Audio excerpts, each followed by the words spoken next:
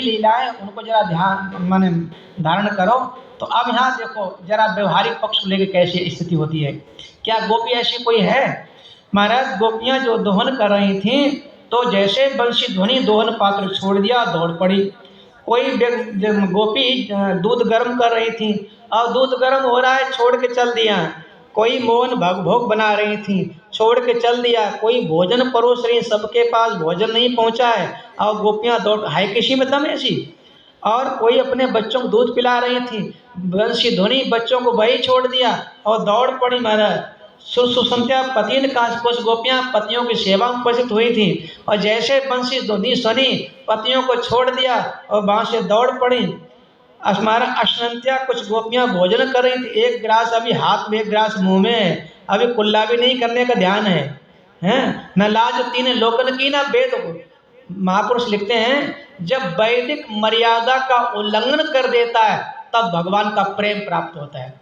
स्त्री का धर्म है पति की सेवा करना। अब लेकिन ये भगवान के पद दौड़ेगी तो इनका नियम भंग नहीं होता है। यही लिखे चलिए उद्धव जैसे परम विरक्त महाराज वो भी सुखदेव जैसे परम ज्ञानी भी गोपियों चरण रज की वंदना करते नहीं, वो तो वंदनीय है। जो संसार जिसका जप करता वो जिसके पीछे घूमे, कोई गोपी कोई सामान्य तपस्वी है क्या? ऐसी कोई बात नहीं है। तो महाराज ऐसे गोपियां, कुछ गोपियां लीप रही थी घर को, अभी हाथ सने धोए ही नहीं हैं, और परमृत्या झाड़ू लगा रही, अभी आज झाड़ू लगा आधा लगा ही नहीं, झाड़ू हाथ में ही है। और ऐसे महाराज कुछ गोपियां श्रृंगार के एक आंख में काजल लगा एक में लगा ही नहीं, उन्हें होश ही नहीं, जिसे शरीर का भार नहीं है। ये है ब्रज गोपियां, कोई है दम किसी में होने की। वस्त्र भी आपस बदल लिए महाराज। पग में पहुंची कर में पायल कान बुलाक लगाई, नैन महावर पग में अंजन टिकुली गाल चिपकाई। ये है गोपियों की माने बेहोशी। ऐसा किसी में कोई दम है इस तरह से महाराज? तो हमारा ऐसे गोपियां अच्छा रोका नहीं, उनके पति पुत्र रोका है। ता बारी मणा पति भी पितृ भी भ्रातृ बंधु भी गोविंद अप्रताप मानो ना निवर्तन। वो तो उनका मन तो चला गया भगवान के संग, इसलिए अब वहां कैसे रुके? और किसी ने तो कमरे में अपनी पत्नी को बंद कर देखे तो कैसे जाएगी? लेकिन तब ध्यान है ना, ओ भगवान का ध्यान करते बोले सर ये पड़ा, वो तो भगवान के पास पहले पहुंची, उन गोपियों से पहले पहुंची।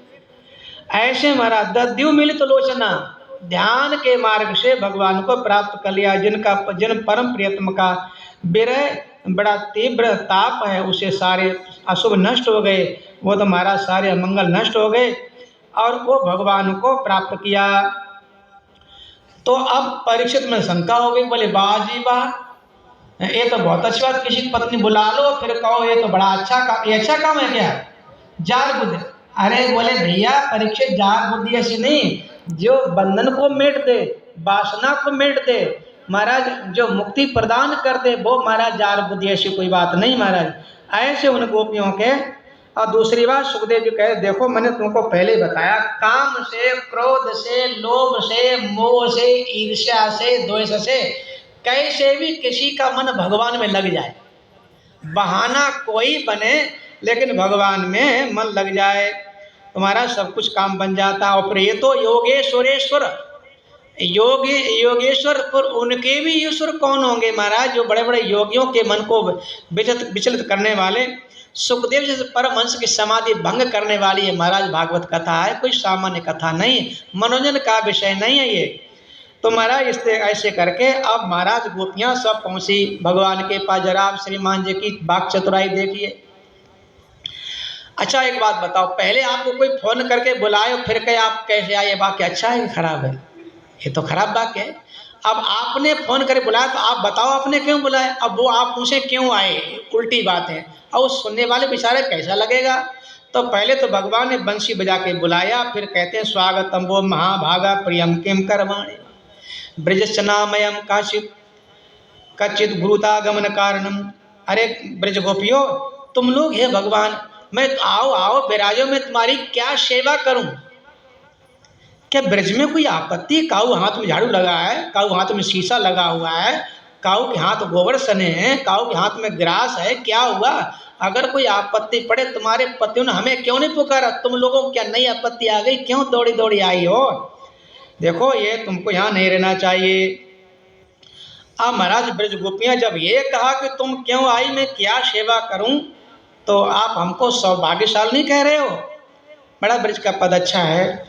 पति धर्मरता कहे हाय सखी, ए तो व्यंग के बाण चलावत हैं, हतभागिन हम अवलानन को बड़ भागिन कह के चिड़ावत हैं। ये बजाए के बंसी बुलाए हमें, अनजान सी बातें बनावत हैं, कहा सेवा करूं क्यों कर आई यूं, कह भय उपजावत हैं, पति धर्म रता कहे हाय सखी, ए तो व्यंग के बाण चलावत हैं, पति धर्म। हम सौभाग्यशाली तब होती जब आप हमको अपनाते। एक तो हमको बुला लिया, हमारे घर के सारे काम ने छुड़वा दिए, फिर ऊपर से पूछते आओ मैं क्या सेवा करूं। अब कोई शिष्य जाए, गुरु जी उठ के खड़े हुए, आओ चेला जी मैं आपकी क्या सेवा करूं, ये उसका अपमान है कि सम्मान है उसका।